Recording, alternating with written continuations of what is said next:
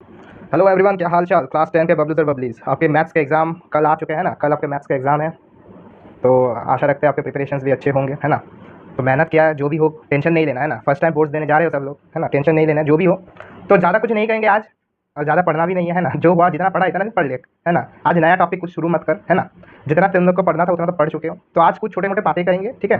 कैसे कैसे एग्जाम, और इतना दिन से मैं वीडियो भी नहीं डाला, है ना। तो कुछ दिक्कत है, वो आगे मैं एक्सप्लेन करूँगा जब वीडियो आएगा चैनल में, है ना, एडुकेट में। तो ज़्यादा बातचीत नहीं करेंगे। तो कुछ चीज़ों का ध्यान रखें, है ना, एग्जाम देने से पहले कि एग्जाम सेंटर आप एटलीस्ट 30 मिनट्स पहले ही पहुंच जाए, ठीक है ना आपका। और ऊपर से मैथ्स का एग्जाम है, तो खा पी कर तो जाए। पेपर आसान आएगा, पेपर टफ नहीं आएगा, अगर आपने ईमानदारी से मेहनत किया है। और इतना सोचना नहीं, जो होगा देखा जाएगा। क्वेश्चंस बने तो बने, नहीं बने तो नहीं बने, ठीक है। तो कुछ चीज़ों का ध्यान रखें। जब पेपर आपको मिल जाए, ठीक है ना, आपको जब एग्जाम आपको इन्विजिलेटर पेपर दे दे, तो पेपर खोलने के साथ साथ आप पेपर को अटेम्प्ट करना शुरू मत करिए, है ना। आपके क्वेश्चन पेपर में ऑल टोटल लगभग 40 क्वेश्चन के आसपास ही रहेंगे क्वेश्चन, ठीक है। 38 question you have to attempt, right. तो आपको स्ट्रैटेजी जो है मैथ्स का, वो आप घर से ही बना कर जाए। सभी ने बनाया होगा, ठीक है। नहीं बनाया है तो मैं कुछ स्ट्रैटेजी बता दूंगा, उसको आप फॉलो कर ले, ठीक है ना। चलो स्ट्रैटेजी में ही बात कर लेते हैं। तो आपका क्वेश्चन 1 से लेकर 20 तक उसमें आपका एमसीक्यू क्वेश्चन रहेंगे, जो कि 1 मार्क करोगे, राइट। और उसमें 2 एजर्शन रीजन क्वेश्चन आएंगे। आपने प्रैक्टिस किया होगा एजर्शन रीजन में क्या करना है। जो भी एजर्शन है कैसे टेकल डाउन करना, समझ नहीं आ रहा है सर, कुछ भी समझ नहीं आ रहा है, कैसे करें। एजर्शन के साथ तू बिकॉज लगा कर देख, अगर तेरे से बन रहा है तो आपका एजर्शन रीजन एक्सप्लेन सही कर रहा है एजर्शन को। अगर बिकॉज लगाने के बाद रीजन नहीं आ रहा है, रीजन को तू नहीं मिल पा रहा है, तो वो क्या बोले उसमें, एजर्शन मतलब क्या, reason not explaining correctly, right. और 2 ऑप्शन में तो एजर्शन करेक्ट होगा, रीजन करेक्ट होगा, रीजन करेक्ट होगा, एजर्शन करेक्ट होगा, वो तो आप पता कर सकते हो, ठीक है।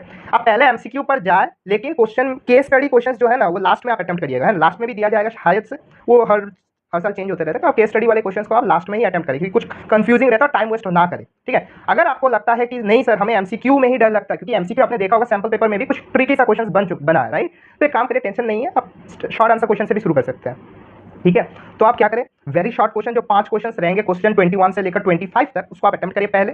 फिर लॉन्ग आंसर्स करिए, ठीक है। डायरेक्ट क्वेश्चन ही मिले जाएंगे, कुछ अगर घुमाए फिराए पूछा जाएगा, लेकिन वो आपको समझ आ जाएगा, ठीक है। और हर एक क्वेश्चन में ना आप ज्यादा टाइम मत लगाएं। अगर क्वेश्चन बन रहा है तो बन रहा है, नहीं बन रहा है तो छोड़िए, दूसरे में मूव करिए। एक समय में ही आप करते बैठे वो नहीं, ठीक है। डायग्राम्स बनाया करिए, ठीक है। प्रूफ के क्वेश्चन में आप लिखिए कि आप प्रूफ करने दिया है, गिवन कंडीशंस लिखिए, प्रूफ के साथ जो भी है थ्योरम अगर यूज हो रहा है थ्योरम को भी मेंशन करिए ब्रैकेट में, ठीक है। लास्ट में कंक्लूजन लिखिएगा। ये कुछ चीजें हैं जो आपको ध्यान रखना है पेपर को अटेम्प्ट करते हुए, ठीक है। डायग्राम्स के लिए मार्क्स होते हैं, स्टेप मार्किंग होते है ना। स्टेप मार्किंग, अगर क्वेश्चन समझ नहीं आ रहा कैसे करना है, गिवन कंडीशन लिख, जो फॉर्मूला तेरे याद लगा कि ये फॉर्मूला लग सकता है, इस फॉर्मूला लिख के क्वेश्चन मत छोड़, ठीक है, उतना लिख। और तेरे को जो तेरे इंप्लाइज, कहां पर इंप्लाइज देना है, कहां पर देयरफॉर देना है, कहां पर इक्वल टू देना है, थोड़ा सा ध्यान रख। इंप्लाइज कहां यूज करेगा, कोई इक्वेशन वाला सॉल्व है जिसमें तेरे को लेफ्ट हैंड साइड और राइट हैंड साइड दोनों तो लिख रहा है किसी एक्सप्रेशन में, है ना। तो उसमें इंप्लाइज यूज कर। उसमें ऐसा नहीं बोले, सपोज तेरे को आया कि a + b = 5, तो इसको कैसे लिखेगा, इंप्लाइज a + b = 5, ऐसे मत लिख दे इक्वल टू a + b = 5। ये बहुत जगह गलती होता है, मैंने भी जो क्वेश्चन आंसर शीट चेक किया उसमें भी मुझे मिला ऐसा। तो ये सब चीजें थोड़ा सा ध्यान रख, है ना। और डायग्राम वगैरह कर, और एमसीक्यू वगैरह थोड़ा कर, है ना। और पहले तो डिसाइड कर ले, जो 15 तेरे को रीडिंग में मिलेगा, तो डिसाइड कर ले कौन सा क्वेश्चन अटेम्प्ट करना है, कौन सा क्वेश्चन अटेम्प्ट नहीं करना है, ठीक है। और आराम से हो जाए, कोई दिक्कत नहीं है। मस्त चिल करो, आराम से कल सुबह उठो, जाओ फॉर्मूलाज अगर लिखे फॉर्मूला शीट रिवाइज कर लो। ट्रिग्नोमेट्री के जो वैल्यूज है उसको अच्छे से देख के जाए, और ट्रिग्नोमेट्री के प्रूफ एक 5 मार्कर में तो आएगा ही आएगा, उस पर कोई शक वाली बात नहीं है, ठीक है। तो उतना कर ले। चलो best of luck, best wishes, जल्दी जल्दी खाओ पियो सो जाओ, है ना, आराम करो। तब तक के लिए मिलेंगे कल से फिर, ठीक है ना। जय हिंद, जय भारत।